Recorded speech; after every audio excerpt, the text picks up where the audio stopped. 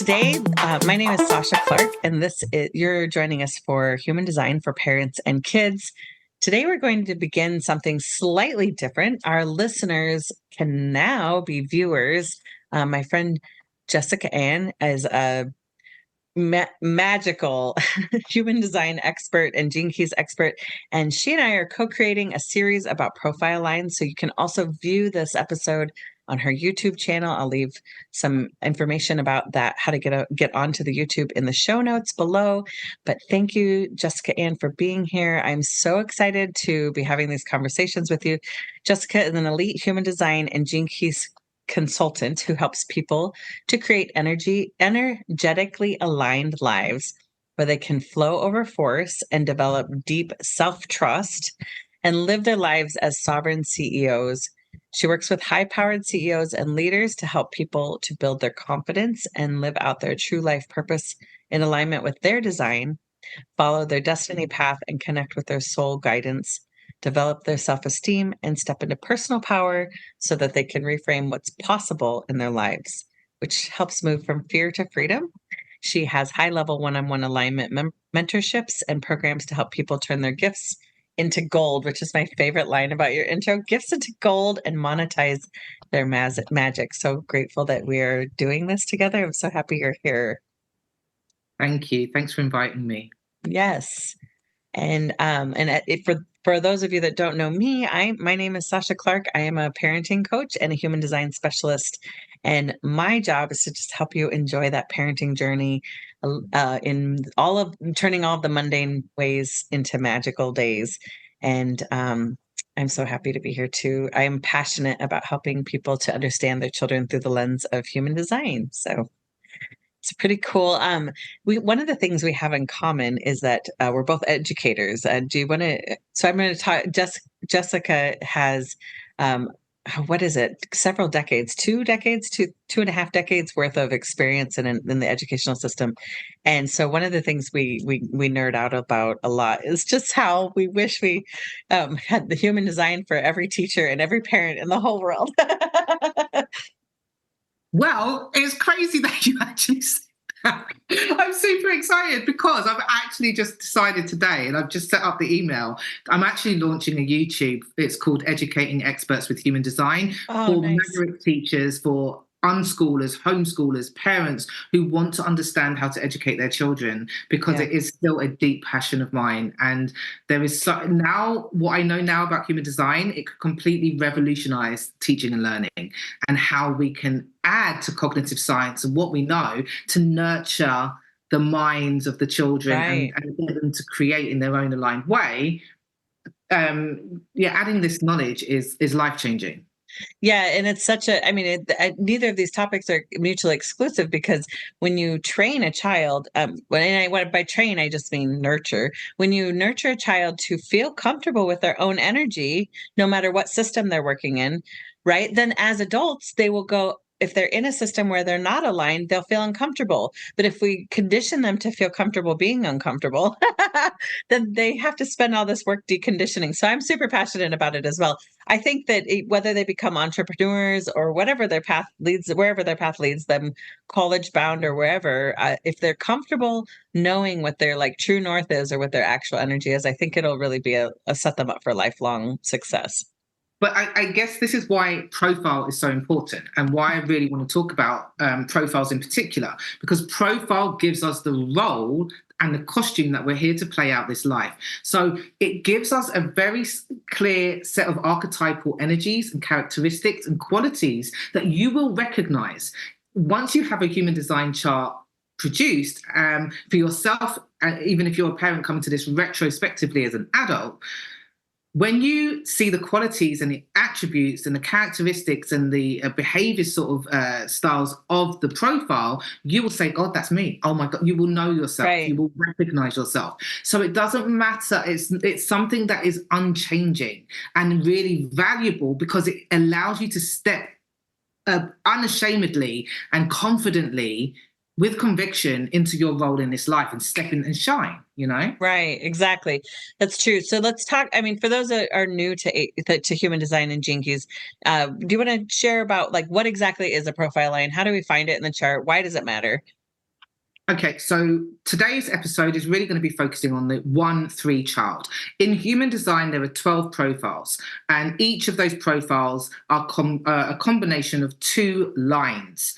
Um, Today, we are focusing on the 1 line, and we are focusing on the 3rd line. How you find this in a chart is by looking at your conscious sun. On the black side, you're going to see a load of planets, and you're going to see a black side.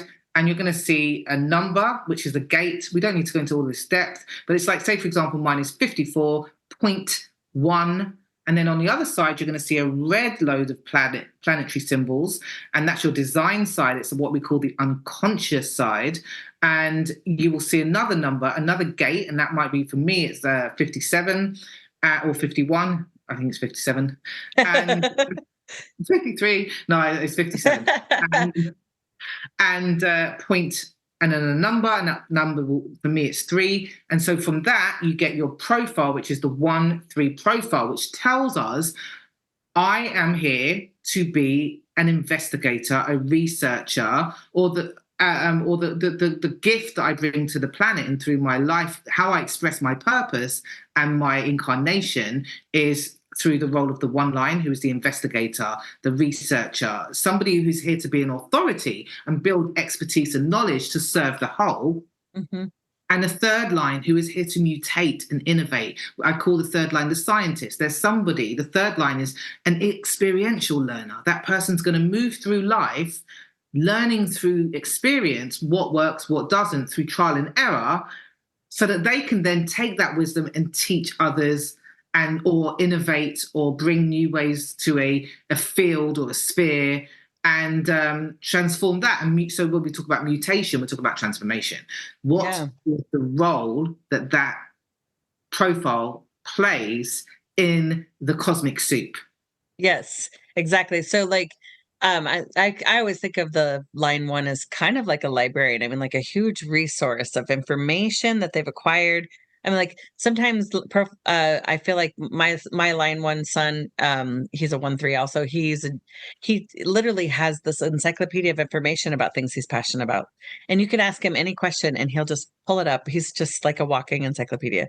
So, and then the experimental side too, like I always think of the line 3 as like basically like well, why not? Let's try it, like let's just try it and see what happens. And so there's this beautiful, I think line 3s can get kind of a bad rap because they're always experimenting, never graduating, But on the benefit of that is that they never assume that there isn't something new to learn in a situation. So they're always open to that. Like, let's try it and see what happens and find out from the experience. So I do think that's lovely and beautiful.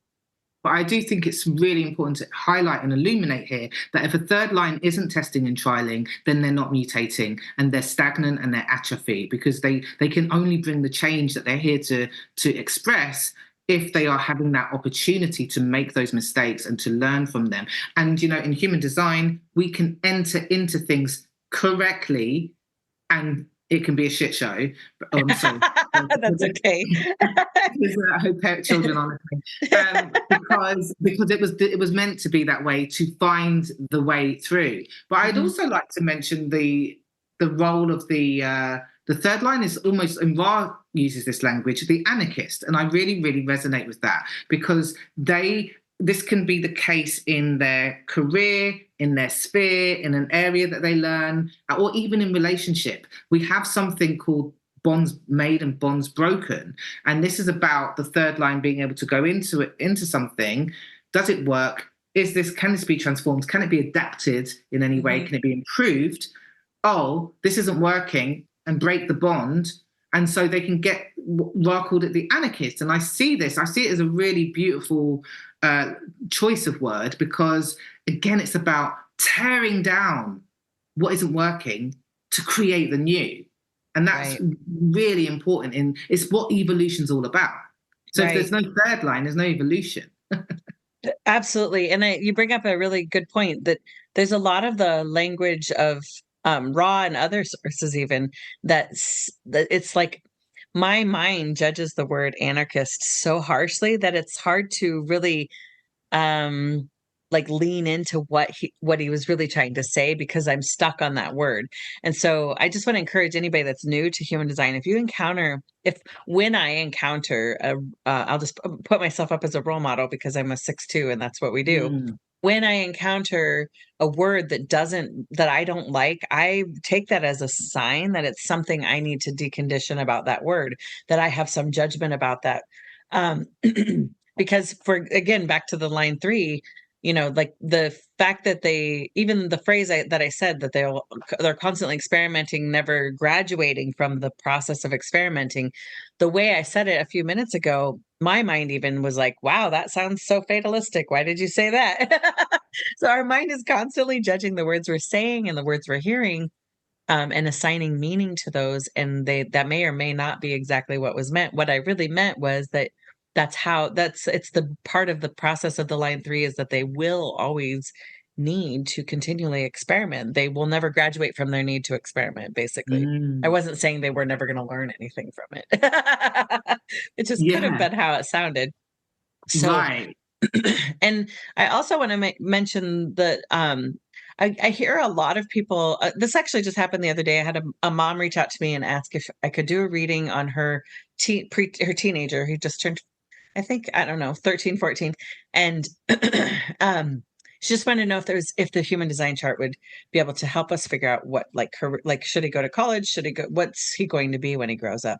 And I believe that's a common question. I know I would have liked to know that question, the answer to that question, when my daughter was that age, but the problem is that I don't believe the human design chart tells us, like, there's no one job that you could do or that I could do, because based on our human design. Because I'm a 6'2", I'm going to approach what's needed for that any position differently than a 1'3" or a 5'1", and so that kind of helps us to flesh out the relationship of the profile line with the rest of the chart. Is that it's more like the costume you wear while you're doing the job, but the job, like you hinted at, what I actually do for a living is really something my strategy and authority and my relationship with my higher self needs to decide. It's not something that's going to be in black and white and red in a chart necessarily. There's no fatalistic, information in the chart, I don't believe. So I think anyone can do anything. Obviously, I'm only 5'2". I'm not going to be a women's NBA basketball star, but within limitations, I could do anything that my strategy and authority says is a line move for me. What do you think about that? I wonder. I think you're absolutely right. I think we shouldn't be narrowing down and using it as a labeling system and saying, this is it and this is that, and therefore it's black and white. What the profile will give you is information about how you learn, how you interact with other people, what qualities you bring to, or flavor you bring to the life of experience that you have, and how you what excites you. So your career, depending on is really about depending on what your soul calls you to. So for me, I'm a 1-3. I was an educator, which is, I'm a projector 1-3. So, I was actually invited into teaching, but I could have been a lawyer. I'm a researcher. Like, the qualities I bring, and I was a researcher. I studied English literature and language, which is all about synthesis and bringing information together. I have a passion for cooking, but again, I could go deep into studying the science of ingredients and what flavors work well with each other, and which kind of produce, and investigating that in a very deep way doesn't mean that I'm going to not be a chef, and I actually was a chef for a while. That doesn't surprise me. You kind of sometimes you remind me your fascination with food or flavor palettes reminds me of Alton Brown. Are you familiar with Alton Brown? And when he goes into the science of why something tastes, I'm like, oh, that's Jess right there. I just love it. He's great. He's amazing. And so are you. I just think you guys, like I said, you're a wealth of information, a resource, right, for the planet. It's beautiful. I love it. I learned so much from the line ones in my life. Yeah, and I think that's really great, because Karen Curry Parker from Quantum Human Design calls us the resource. So again, in traditional human design, it's the investigator martyr. Karen, and I wanted to mention that about language that you were talking about. Karen Curry Parker, you calls us the resource. What's the third line? Oh, I just went blank. Let's see, I know it's martyr in Ra's language. What does she say? Are you gonna Google it quick? Explorer, the explorer. Explorer. Thank you. Yes. So, and her reason. So, like myself, I came to human design having already had a spiritual awakening, having a Kundalini awakening. So, I actually just human design was designed or brought to the world by Ra, who wanted to shock the world into awakening and give them this science of awakening. Right. And so when he was bringing this 330 years ago, the language he used was very penetrating, very shocking, because a lot of people were living in their not self, as he calls it. Karen Curry Parker had read somewhere about this. Was there an awakened I Ching? And she decided that she wanted to up, because she's really deeply aware of how we co-create reality, and she's bringing her knowledge of epigenetics and what we understand nowadays about vibration, about frequency, and all of quantum physics, stuff, which I deeply resonate with. Right, me too. We all understand that language does have frequency, and we know this from the Emoto water experiment, where, do you know his work? Yeah. Yes, with the crystallization. Yeah. Right. So this guy did some research where some water was given bad words, horrible words, and the water went all black. And when we use beautiful words and loving words, the water transformed. And so your point earlier about the language we use, it might be a point of deconditioning, like you said, and it might be, and I always encourage as a one line, investigation, self-examination, introspection. That's interesting. Am I judging this word? But also your body is also a very good resource for you. If it contracts, perhaps that is not the language, because this is where I like to, as the mind master, or the anarchist, I like to say, I don't need to be, some people who follow human design are like, I can't do that because I'm a projector. I can't do this. And it's a form of conditioning, because I know that I can do X, Y, and Z. I've got creativity. I can operate on a different way. So the language can hold a frequency that doesn't sit with you. So after your investigation, notice, is it about transforming the way I perceive, because meaning is created through the words. And that is why Karen created the quantum human design, to upgrade the language for those of us who had already gone past that stage of needing to be shocked into high levels of consciousness, or being more authentic in on the way we operate. Yeah, and I agree with you. That's her purpose. I'm one of her students, and she even teaches us to go through the gates yourself and kind of write your own language about the energy, especially the ones you have. Because, like you said, if the way I'm describing it feels limiting, it doesn't land with your body, there might be a different way to describe it. And that's more personal for you, that you can really connect to. So it's fine. It's all energy. I mean, really, at the end of the day, we're all trying to use words to describe something that you can't see, but you can feel, right? And you can see the effects of the energy in a group of coworkers working together. You can watch it, observe it, but you can't really see the energy itself. Quantum physics is just fascinating like that. But yet we're all affected by the decisions we make, the attitudes we're carrying, the words we're speaking, the feelings we're having about the words we're speaking and hearing. And so, it's always good to become more aware. But I agree. You can really tell the difference. Ra had the right angle cross of the clarion, which is really like an alarm clock going off in your ear, right? And Karen is a 6-2 manifesting generator, and I can't remember her cross, but she has a much different, more nurturing, empowering, not so much waking you up, but like assuming you're awake and helping you take the next steps. So, yeah. And something I was going to say in response to that, and that's it, and that's why it doesn't matter what aspects of human design you study, you've just hit the nail on the head.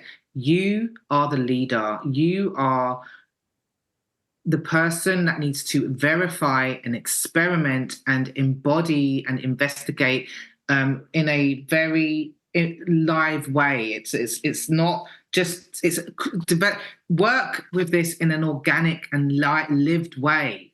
Right. Oh, I notice that I feel most happy when I'm spacious and am able to deep dive and build my foundational knowledge in depth on this particular subject before I get asked. And I notice that I feel really nervous when I'm asked questions off the hop. Get to know yourself. And